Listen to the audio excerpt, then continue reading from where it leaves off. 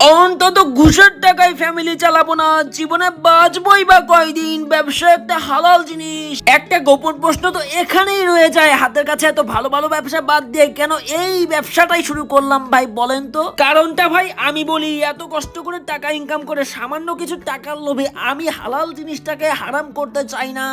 আমি ডিগ্রিতে ভর্তি হয়েছিলাম, ডিগ্রি কমপ্লিট করতে পারি না, এই আর কি। কেন ভাই? টাকার জন্য? আপনার সংসার কি আপনি একাই চালাইতেছেন? নিজস্ব সংসার হয়েছে আমার, এছাড়া আমার বাপ মা ভাই বোন আছে, তাদের সংসার দেখতে হয়।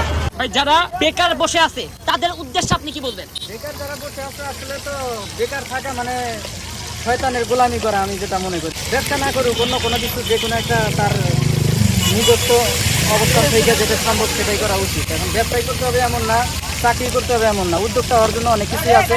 দেশের জন্য ক্ষতি, নিজের জন্য ক্ষতি, নিজের পরিবারের কাছে বোঝা। তো সেটা না করে ভবিষ্যতে নিজের উন্নয়ন করা যায়, সে রাস্তায় অগ্রসর হওয়া উচিত, আমি যেটা মনে করি।